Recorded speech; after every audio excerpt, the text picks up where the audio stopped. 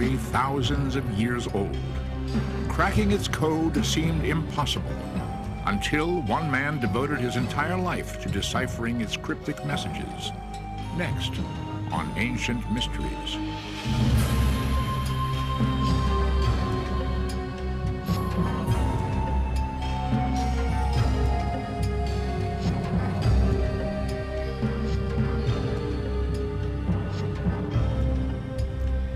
The British Museum in London is filled with many remarkable antiquities from ancient Egypt. Among their treasures are 3,000-year-old mummies and colossal statues honoring great pharaohs. But there is one item that is more valuable than all the rest.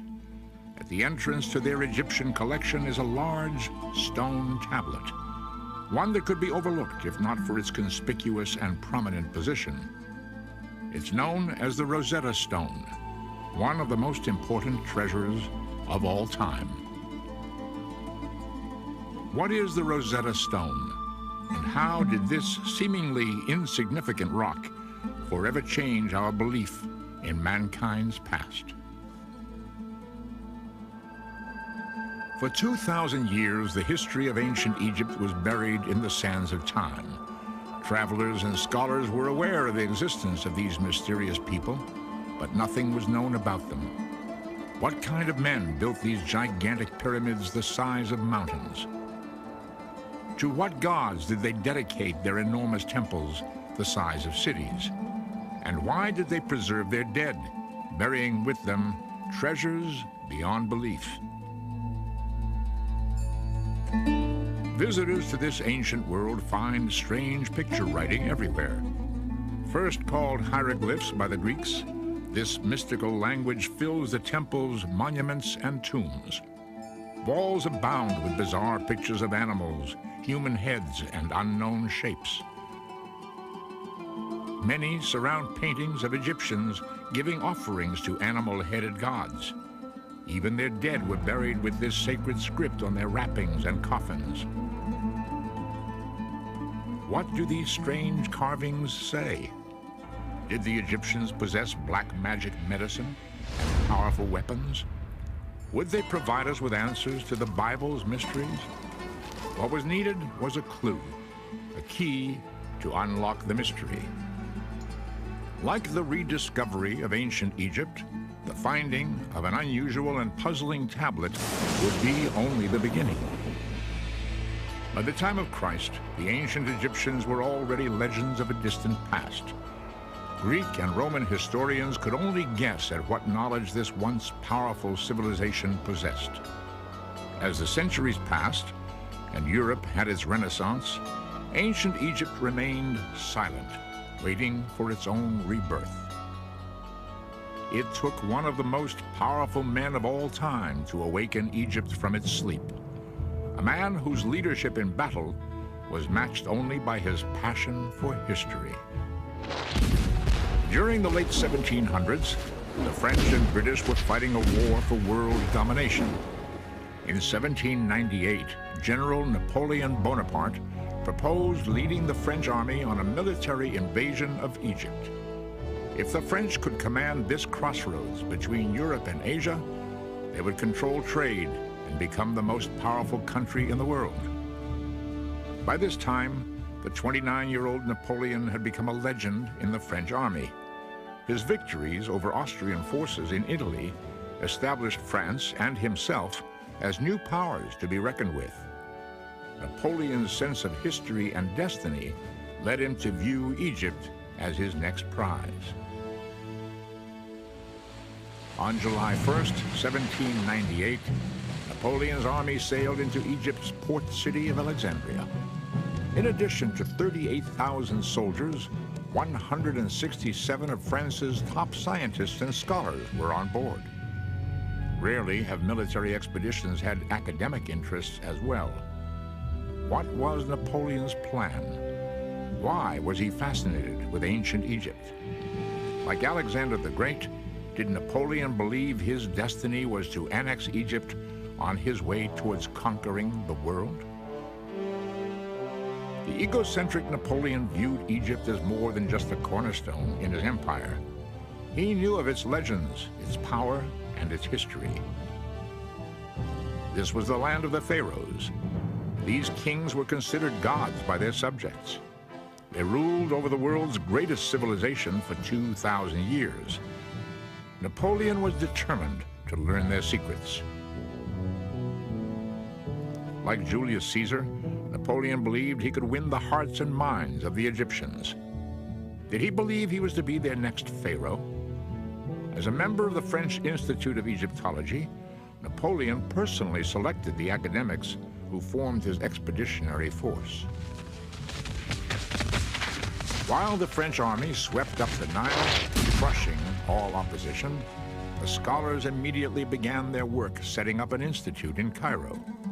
This became the headquarters for Napoleon's academic expedition. They scattered across Egypt, exploring tombs, climbing monuments, studying, sketching, and painting everything in sight. The wealth of information was unbelievable. Napoleon demanded to be constantly informed. If any answers to their mysteries were uncovered, he wanted to know immediately. While Napoleon's men were busy annexing both Egypt's land and antiquities, England would not stand idly by. Within weeks, the British Navy attacked the French, destroying their ships and laying a 2-year-long siege on Napoleon's men. Napoleon himself eventually snuck past the blockade and back to France. His hopes for ruling the world were dashed. As the abandoned French army fought to stay alive, the scientists and scholars were giving birth to modern Egyptology. Racing against their inevitable removal by the British, they stepped up their efforts to copy and analyze as much as possible. The answers to these dormant mysteries had to be found. Ironically, it was neither a scientist nor a scholar, but a soldier who made the most important discovery of all. In mid-July 1799, as the long siege wore on, the French continued bolstering their defenses. Situated along the Nile as it enters the Mediterranean Sea is a town called Rosetta. In order to rebuild the town's old Arabic fort, men under the command of Lieutenant Pierre Bouchard started to reconstruct the walls. Arabs commonly took material from ancient temples and used them in their own buildings. Unnoticed in these walls, buried since the time of the pharaohs, was a large stone tablet. While the soldiers tore down the fort's walls, the tablet was stumbled upon. Immediately, the soldiers noticed something strange and potentially valuable. Carved on this dusty stone were 3 types of writing: Greek, a common Egyptian script called demonic, and hieroglyphs. The stone was a kind of magical discovery, and I think it is a piece of extraordinary luck that whoever was there had the perspicacity and the interest to say, gosh, you know, what have we got here? Could be important, key to the hieroglyphs. One can imagine that a less well-informed officer might have said, oh, no, it's just an old stone, build it into the fort. People have often said, you know, thank God it was a French officer, not a British officer, because, you know, they were perhaps a little more intellectually minded. Dubbed the Rosetta Stone, it measured 3 feet 9 inches high and 2 feet 4 inches wide. It weighed nearly 1,500 pounds. French General Jacques Menu ordered it sent to the Institute in Cairo to have the Greek translated. What did it say? Could the Greek be used to translate hieroglyphs? The discovery caused an immediate sensation. The Greek language was understood, so scholars quickly translated the text. It was a decree honoring a Greek pharaoh, Ptolemy V, on his 1-year anniversary. In exchange for services rendered by him benefiting Egypt, plaques were to be placed in temples throughout the land. It was known the Greeks had ruled Egypt from 300 BC until the decades before Christ. How did this tablet survive for over 1,800 years? Did others exist? The actual wording seemed unimportant until the last line was read. This decree shall be inscribed on a stela of hard stone in sacred and native and Greek characters. All three scripts said the same thing. The news spread quickly back to Europe. This stone offers great interest for the study of hieroglyphic characters. Perhaps it will even give us the key at last. Courrier de l'Égypte, August 1799. The Rosetta Stone would not stay in French hands long. The British siege was soon to tighten, forcing the French to surrender. How did a French general try to hide the stone and prevent the British from taking possession? During negotiations, English military officers demanded the stone. Did they believe that translated hieroglyphs would reveal military secrets? Would this stone be the voice to end ancient Egypt's long silence?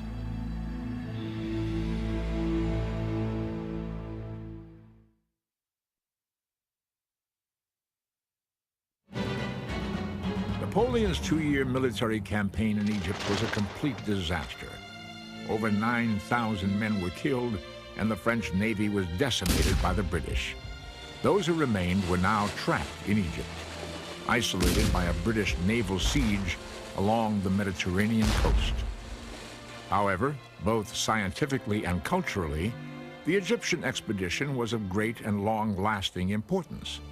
This was the birth of modern archaeology, man's search for his own past. And with the discovery of the Rosetta Stone, it seemed as if the great secrets of Egypt would be finally revealed. The door was now poised to be opened onto this long, silent land of magic and mystery. The looming deciphering of the hieroglyphs was keenly watched by both the French and English military. French officers in Egypt knew firsthand the power and glory of the ancient Egyptians. The indisputable evidence was before their eyes. The pyramids and temples were obviously built by a great and advanced civilization. If the Rosetta Stone could be used to translate their language, might Egypt's former glory be resurrected and become that of France?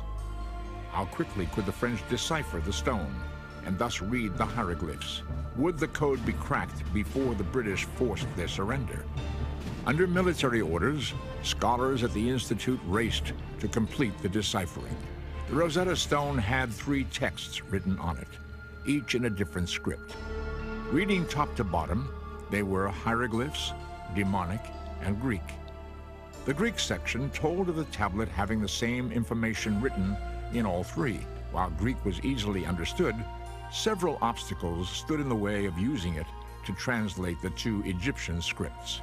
First and foremost, nobody had been able to speak or read either Egyptian language for almost 2,000 years. The French had no idea as to what any of the Egyptian symbols or words meant. Were the signs phonetic, like an alphabet, or were they pictorial, like Chinese character writing? Without any clues, they had to start from scratch. A second hurdle was that the stone was broken at the top and sides. The hieroglyphic section at the top was the most damaged.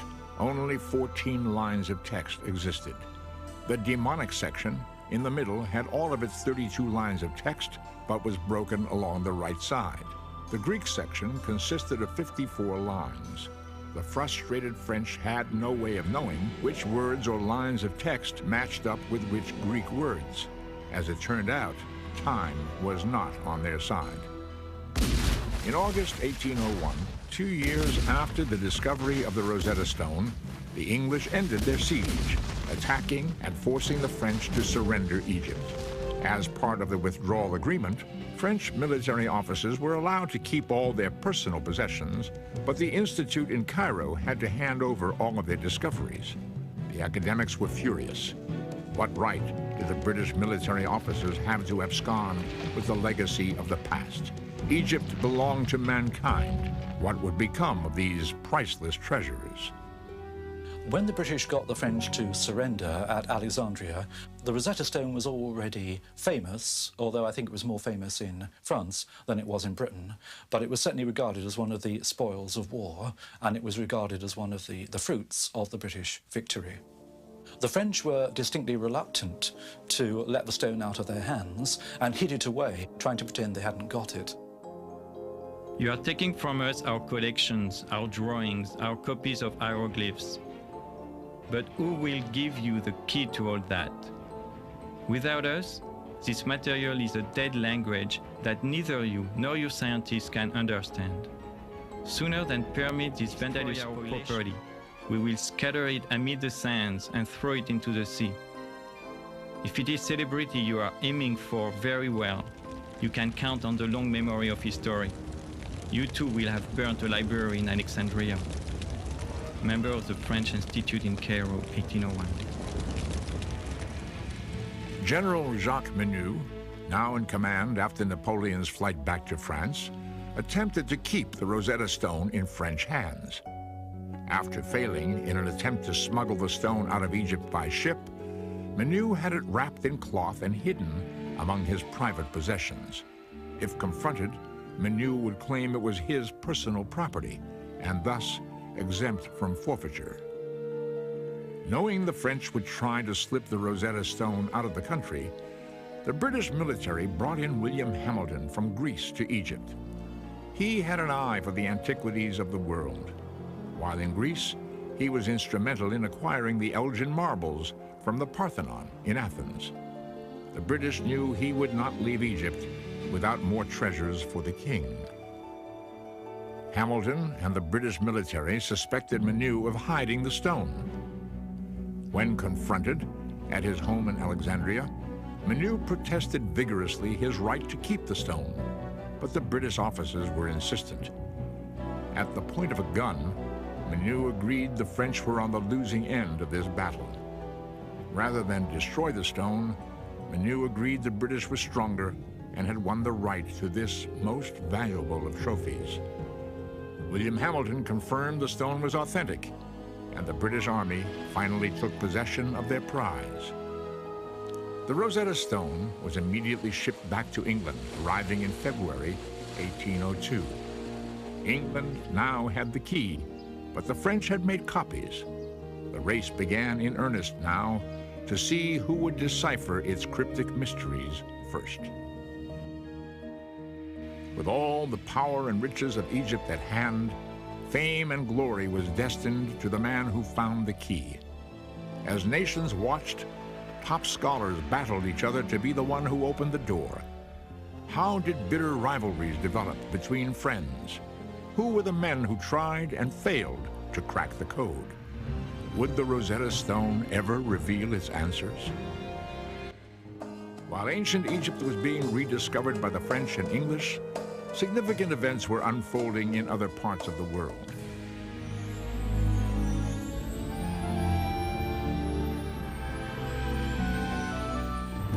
The United States of America doubled its size by signing the Louisiana Purchase in 1803. Captains Lewis and Clark would soon lead a 2-year expedition across this uncharted land. Thomas Elgin captured the public's imagination when he arranged to take sculptures from the Parthenon in Greece and have them shipped to England. And in China, after nearly 4,000 years of rule, the dynastic era was nearing its end. The Manchu dynasty would be its last. At the beginning of the 1800s, reports from newly explored parts of the world amazed the European and American public. No discovery was too incredible. Anything seemed possible. As news of Egypt's wealth of wonders began to circulate, the fascination for all things Egyptian became insatiable. There was a feeling that the hieroglyphs contained secrets about the gods, the universe, astronomy, that were simply not known to ordinary people. There was curiosity right from the start because the things are so obvious and so pictorial. And above all, because they've been associated with the temples, the priesthood, there was a feeling that they had to contain mysteries. that hieroglyphs weren't just ordinary writing, that there you had a civilization that if only you could crack the mystery, would tell us things that nobody had ever thought of. And now, with the key to the Egyptian language in hand, all eyes turned towards the decoding of the Rosetta Stone. After arriving in London in 1802, copies of the Rosetta Stone's text began to spread to universities throughout Europe. The deciphering race was beginning to develop into the world's greatest detective mystery. Its answers were destined to change our views on religion, science, and history. How would our beliefs in the Bible be affected? What magical medicines and technologies were going to be discovered? How did such an advanced civilization perish? As language specialists first began to study the relationship between the three scripts, no clear pattern was evident. The broken stone seemed to prevent any ability to match words and sentences. Not one hieroglyphic word or phrase could be positively identified. How was this seemingly impossible task going to be accomplished? What should their first steps be? Desperate for any clues, scholars dug into the past for help. The earliest account of the Egyptian language is a Greek book written by Horapollo. Said to be an Egyptian priest, he wrote extensively on the usage and meaning of the hieroglyphs. His 5th century BC book, Hieroglyphica, became the cornerstone of future beliefs. Horapollo wrote of 189 different hieroglyphic signs. With each one, he detailed their description and mythological meaning. While he discussed specifics on individual signs, Horapollo never combined them to form sentences or paragraphs. While many of his findings were correct, his work also contained errors. Horapollo tells us things that actually are true, but he tells us things for quite the wrong reason. So he says, for example, that in Egyptian hieroglyphs, the word for mother is written with a vulture. That happens to be true. But he then explains that in nature, there are no male vultures. All vultures are female. And there's a great mystery here. Now, later on, as people started to look at the natural world and spotted indeed that there were vultures that were male and female, poor old Horapollo got discredited. So the truth he was telling us got thrown out with the mystical verbiage that he dressed it in. Scholars attempting to decipher the Rosetta Stone also consulted historians' findings from the Middle Ages. As Europe entered its Renaissance, religious influence supported the idea that the hieroglyphs held answers to biblical mysteries. People start to interpret ancient Egypt entirely through the Bible. So they look at the pyramids and say, the pyramids are not just ordinary tombs for ordinary kings. They are the granaries that Joseph, in the Bible, put up to collect the grain during the 7 good years in preparation for the 7 years of famine that were going to follow. So the mystery is kept, but it's always filtered through the idea that it reflects a story in the Bible. Scholars also reviewed the work of German mathematics professor Athanasius Kircher. He became the recognized authority on hieroglyphs during the mid-1600s. Like Horapollo before him, Kircher described each hieroglyph as representing an idea or concept. Unlike Horapollo, Kircher began to combine them into words and phrases. Furthermore, Kircher simply made up imaginary translations. His fanciful readings led even the Pope to believe he could actually read the Egyptian language. Over a century later, at the time of Napoleon's expedition, Kircher's studies were still widely held as true. What the first scholars attempting to decipher the Rosetta Stone found in past fact and fiction was the commonly held belief that hieroglyphs were pictorial, similar to Oriental character writing. Each hieroglyph represented a word or idea. It wasn't until these past theories were abandoned that the Rosetta Stone would finally reveal its clues. In 1802, Sylvestre de Sacy of France and Johann Åkerblad of Sweden were the first to throw out the ideas of the past and try a fresh approach. They looked at Egyptian hieroglyphs and said, other civilizations write in perfectly normal ways. I don't see why the Egyptians have to be different. They looked also at other documents from Egypt, not simply temples and obelisks and hieroglyphs, but things on papyrus, paper documents. And they said rightly, look, the Egyptians had perfectly good ways of writing perfectly ordinary, everyday letters. Maybe all of their writing system is rational after all. Disasi and Ackerblad followed the premise that the demonic language used a Western system of writing. They took a number of recurring Greek words, including the pronouns he or his, and the word Greek. They then searched the demonic text for words which repeated in roughly the same locations.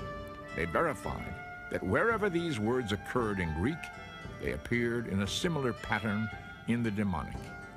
What these pioneers did was to begin to prove that the script was not just a symbolic script, that there were signs that meant individual letters, stood for individual letters. You no longer looked at it as something esoteric and full of hidden meaning. Although their first step at translating the demonic text was somewhat promising, Disasi and Ackerblad gave up, having failed to crack the hieroglyphic code. 3 years after the Rosetta Stone's discovery, opening the window onto Egypt's secrets was proving to be far more complex than anyone had thought. The greatest minds of Europe were beginning to think the mysteries of Egypt would stay hidden forever. Following Disasi and Ackerblad's attempt, more than a decade passed without any further serious efforts. Although the public's fascination with ancient Egypt continued to grow, the Rosetta Stone was all but forgotten. For those thinking of trying to decipher the hieroglyphs, the failure of Disasi and Ackerblad proved an intimidating legacy. There was a feeling, as with most decipherments, that it's a big prize but also a big risk. You could end up covering yourself with glory, and you could end up making a really big fool of yourself. Now, scholars are by temperament rather cautious, and it takes a certain kind of person to say, I don't care if I make a fool of myself, I'm going to have a go at this. Up next, the race heats up again as a wealthy scientist from England battles a young, obsessed French scholar to find the key. Meet the British genius who decided to spend his summer vacation decoding the Rosetta Stone. How did he become the first to read the hieroglyphs? Also, discover the legend surrounding a sorcerer's prediction that a small-town boy would be the one to bring light to the past.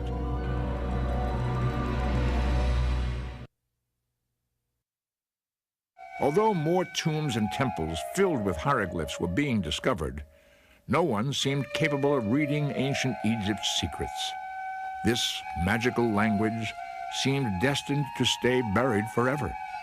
As the 15th anniversary of the discovery of the Rosetta Stone came and went, no further progress had been made on its deciphering.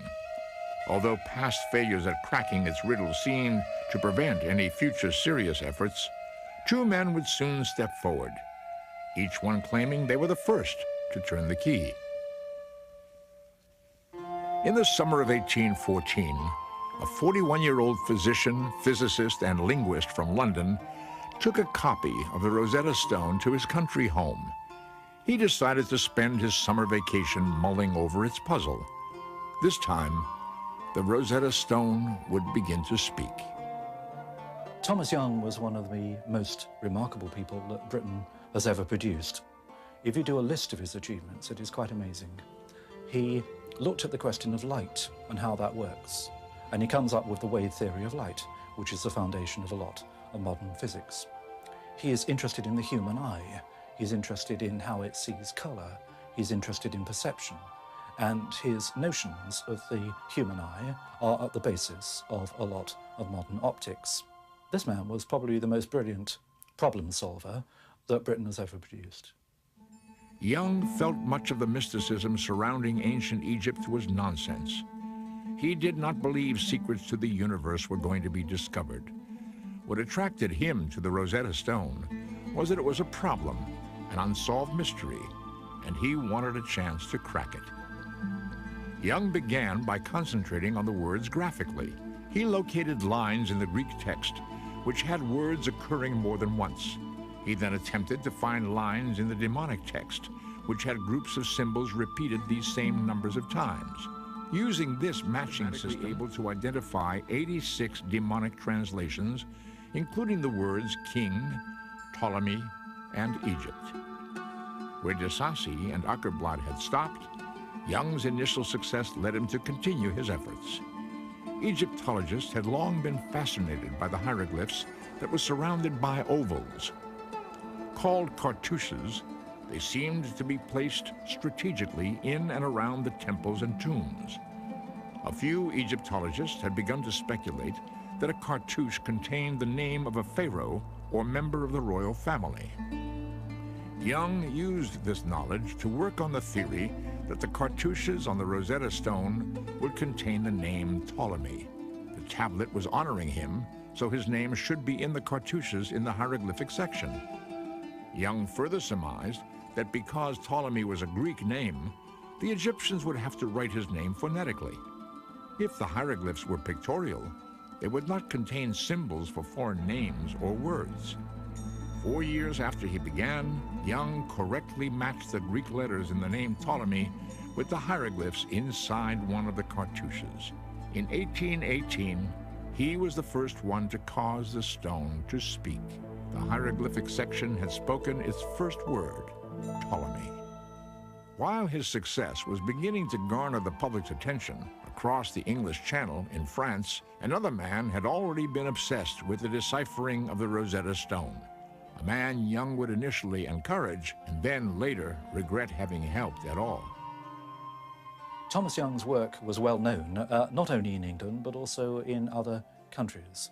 What's more, he sent copies of his work to various scholars up and down the continent, and particularly to Paris. And copies of Young's work were sent to Sylvestre de Sacy. One day, de Sacy showed a copy of Young's work to a young Frenchman, and the name of the Frenchman was Jean-François Champollion. Jean-François Champollion's destiny seemed tied to the Rosetta Stone from birth. A French legend describes how his bedridden mother was visited by a sorcerer months before Jean-François was born. Looking into the eyes of this sickly woman, the sorcerer saw the past being connected with the future. He predicted this woman's unborn son would be the one to bring light onto the centuries of the past. Champollion was born in Figeac, France, 1790, to a small-town bookseller. When he was 11 and living in a boarding school in Grenoble, news of Napoleon's expedition to Egypt captured the imagination of France. Champollion's older brother, Jacques-Joseph, read tales of Egypt's glories and mysteries to his younger brother. When the younger Champollion received a copy of the Rosetta Stone from a cousin who had traveled to Egypt as part of the expedition, he was hooked. Young Jean-François made it his goal to read the hieroglyphs, and that, of course, meant cracking the Rosetta Stone. All his early training was devoted with that in mind. He soon paid little attention to his other studies. Languages were his all-consuming obsession. His studies became focused on Oriental and Middle Eastern languages, especially Coptic. Coptic had been a language spoken by Christians in Egypt and written in Greek. When he was about 14, Champollion was working far too hard, not on his schoolwork, but on Egyptian hieroglyphics.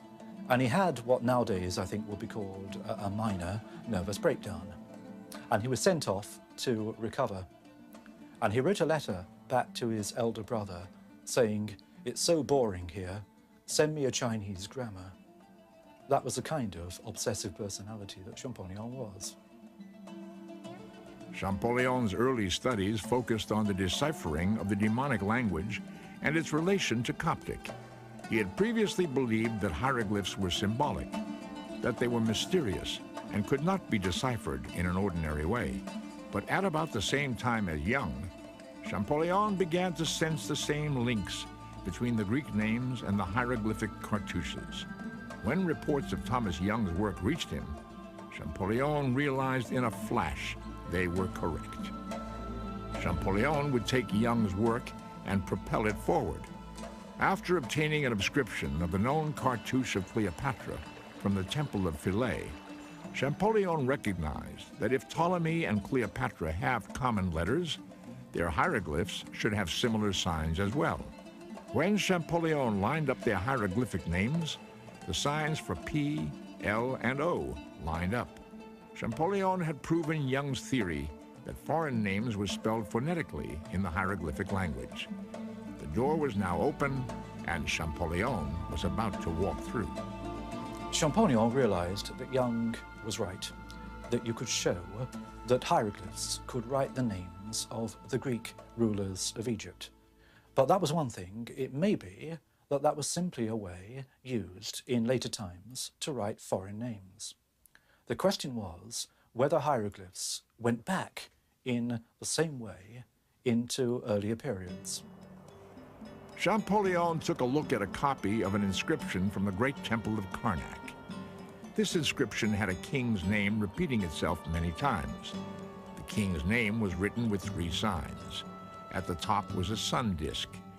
Champollion knew from Coptic that the name of the sun in ancient Egyptian was pronounced Ra. At the bottom was a letter that Thomas Young had identified, the letter S. It was written twice. What he now had was the name of a king that began with Ra and ended with S. The middle sign was a tricky one. It had not been deciphered by Young or anyone else, but Champollion traced that sign in the Rosetta Stone. It occurred several times. Whenever it occurred, the corresponding Greek translated into the idea of birth or being born. Champollion knew the Coptic for to give birth was Mise. So there he had a king's name, beginning with Ra, the middle is Mise, and the end is S. And Champollion knew the ancient names of the kings of Egypt, and he knew that there had been a famous king on the throne of Egypt called Ramesses. And suddenly, he realized he was looking at the key to the whole thing. The knowledge of Coptic, the alphabet deciphered by Thomas Young, plus his immense knowledge of ancient Egypt, gave one the decisive breakthrough. And at this point, he comes out with, "Je tiens l'affaire, I've got it." Young's reaction to Champollion's efforts were mixed.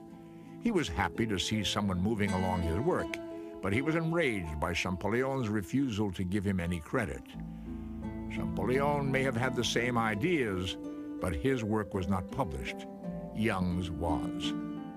When Champollion finally did publish his results, he became the talk of Paris. All of France celebrated the fact that a Frenchman had deciphered the hieroglyphs first. But Champollion couldn't be bothered with such controversy. His tremendous work ethic only grew as his efforts continued with astounding tenacity and speed. He was now determined to compile a complete list of all pharaohs and the dates they held power. By 1824, Champollion had built a hieroglyphic alphabet containing 21 letters. All of Champollion's work was done sitting behind a desk, using copies of inscriptions others had provided. What would happen when he traveled to Egypt and looked at the hieroglyphs firsthand? Could he really make the hieroglyphs speak? What would they finally say?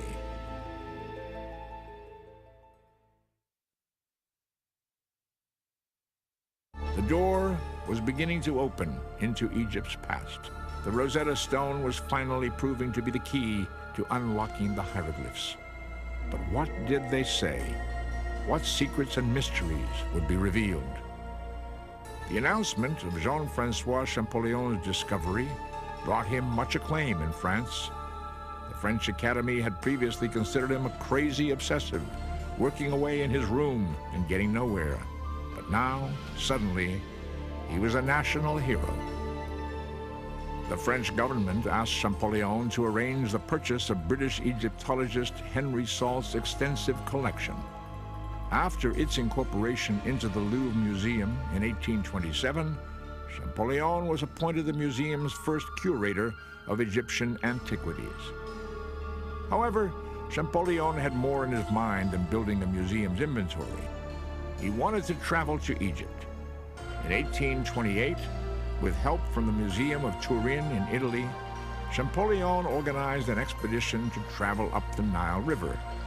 This was the largest scientific effort to Egypt since Napoleon. It was his first exposure, and an absolute stunning exposure to the monuments of Egypt. And of course, he ran around them like a wild thing, identifying cartouches. This was one thing that was obsessing them at the time, trying to establish the dates of monuments and the order of kings, because they had no true framework for Egyptian history that they could base on the evidence from the monuments. Champollyon's trip proved beyond a doubt his methods were accurate.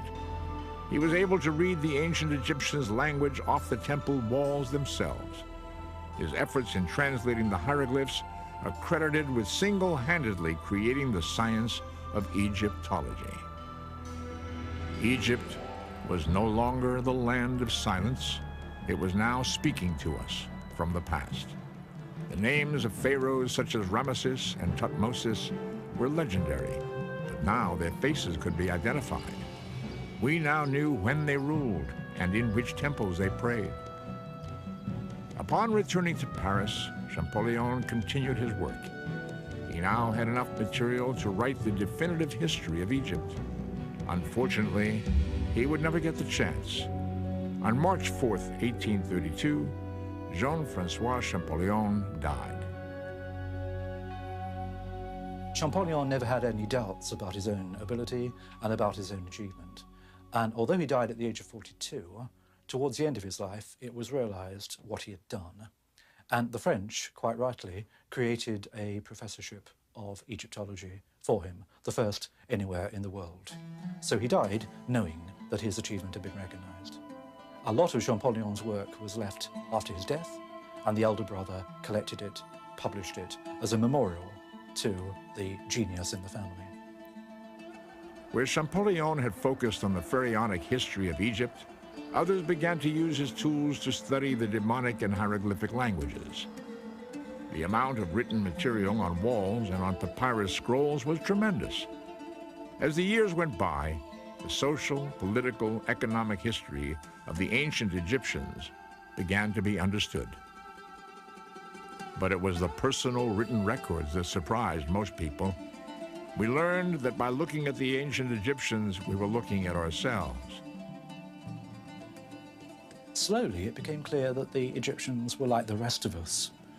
They wrote letters to the bank manager. They wrote letters to the local tax official.